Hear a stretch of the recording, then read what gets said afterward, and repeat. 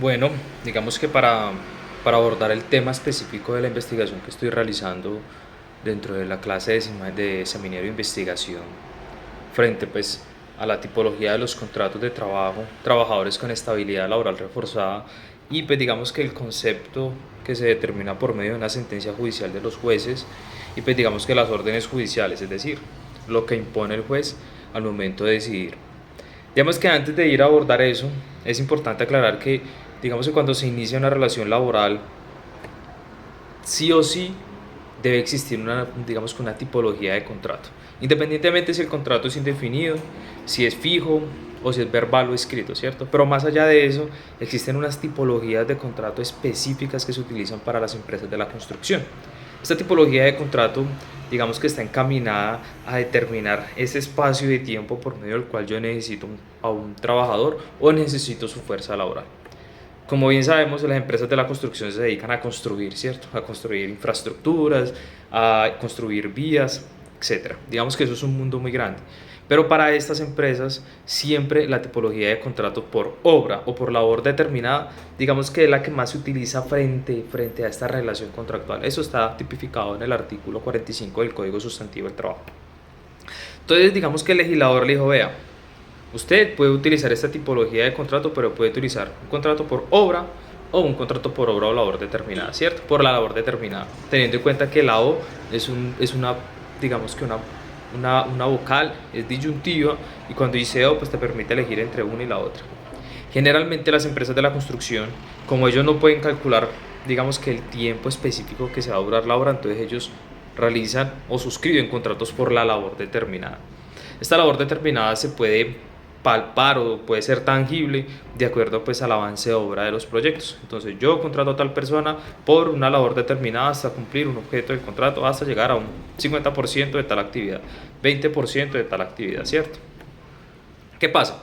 Cuando las empresas realizan este tipo de contrato con los trabajadores, pues durante todo este tiempo de trabajo, generalmente hay trabajadores que tienen situaciones en salud que son imprevisibles, que son irresistibles, etcétera.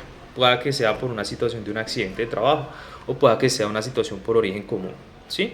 Entonces, en ese orden de ideas, cuando ya ese proyecto por medio del cual lo contrataron, es decir, durante toda esa etapa constructiva que estuvo el trabajador, pues siempre va a llegar un 100% a la obra, ¿cierto? La obra sí o sí tiene que terminar en cualquier momento o en algún momento debe hacerlo, porque se supone que esa es la naturaleza de la construcción. Yo inicio mi construcción y yo la termino, ¿cierto? Cuando se termina la obra, según el Código Sustantivo del Trabajo, dice que los contratos de trabajo por obra o por labor determinada se pueden terminar al momento que, digamos que finalice el objeto por medio del cual fue contratado, es decir, la obra o la labor. En este criterio, digamos que quiere decir que cuando yo ya termino mi obra, termino todas las labores, pues yo puedo finalizar esos contratos de trabajo. Obviamente, estos contratos de trabajo a medida que va pasando el tiempo, pues se van suscribiendo otros IES que amplían esos porcentajes o amplían esas actividades específicas. Y siempre se deja muy claro que cuando se termine esta actividad o esta labor, pues la empresa podrá terminar el contrato de trabajo. Y eso siempre va a quedar documentado. La cuestión es que cuando se finaliza la obra, pues el empleador no tiene dónde más colocar al trabajador, ¿cierto? Porque pues para esa labor fue que lo contrató. Ahora bien, digamos que ese trabajador tiene un problema en salud, ¿cierto? Independientemente del cual. Discopatías, hernias discales, ¿cierto? Lumbalgias, o puede ser otro tipo de enfermedades, ¿cierto? Problemas en las rodillas, manguito rotador, problemas respiratorios, etcétera. Digamos que cualquier patología de salud. Y ese trabajador tiene esta patología de salud y viene con tratamientos médicos desde tiempo hacia atrás y viene trabajando de manera habitual. Cuando llega a esa culminación, pues la obra no tiene más que hacer, entonces el empleador le dice, ve, te entrego la terminación del contrato porque ya culminó todo esto y no hay más que hacer. Digamos que el trabajador en su principio y en su naturaleza dice, me están vulnerando derechos, voy a colocar una acción de tutela o voy a colocar un proceso judicial. Dentro de este trámite judicial, sea tutela o sea proceso ordinario, pues digamos que el juez recolecta esos elementos de prueba y emite un fallo. Cuando los jueces de la República, hablo de acá de la ciudad de Medellín, dictan un fallo, generalmente no prevén las situaciones de fondo que tienen estas características específicas. ¿Y por qué? Porque las acciones de tutela en principio las puede conocer cualquier juez, no específicamente un juez laboral, ¿cierto? Como es una acción, una acción constitucional, la puede conocer cualquier juez. Entonces estos jueces dictan sentencias, digamos que no están debidamente constatadas o los elementos de prueba no los valoran como tienen que ser. Entonces ellos ordenan un reintegro. Y ese reintegro, ellos dicen, ordenamos el reintegro en las mismas condiciones o en mejores del trabajador tal. La cuestión es que si la empresa de la construcción tenía solamente esa obra por ahí en la Cochinchina, o porque tal vez lo tenía acá dentro de la ciudad de Medellín o en sus alrededores, pues se va a ver, digamos que, encaminado a un problema jurídico que posiblemente no va a resolver de manera práctica. ¿Y esto por qué?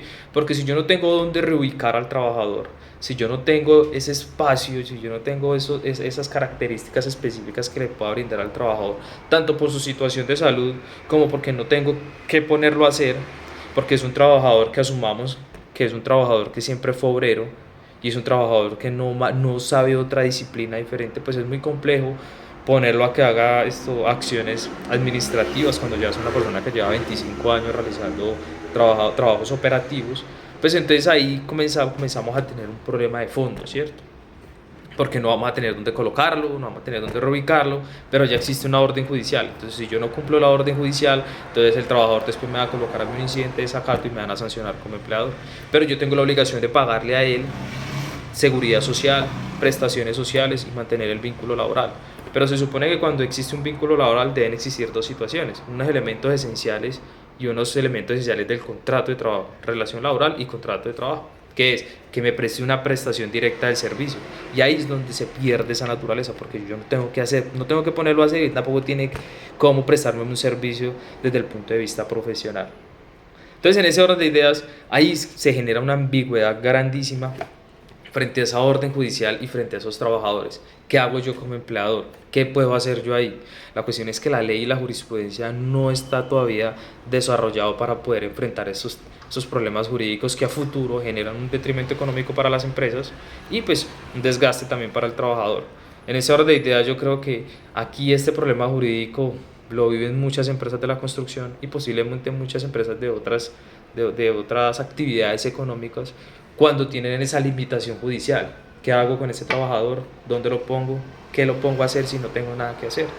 Entonces ahí es donde se comienza como a versar esta situación que va en contra tanto de lo que dice una corte constitucional que protege muchos derechos fundamentales, como le dice una corte de la sala laboral que dice, venga, aquí existen derechos fundamentales, pero también yo tengo que cotejar las posiciones de las dos partes. Entonces, cuando se garantizan mucho en estos derechos, pues también se va a ver una afectación directa hacia el empleador. Entonces yo creo que esa falta de criterio de los jueces de tutela generan estas situaciones jurídicas de fondo que en última no existe una solución práctica y fácil de dirimir frente pues a un problema jurídico de fondo.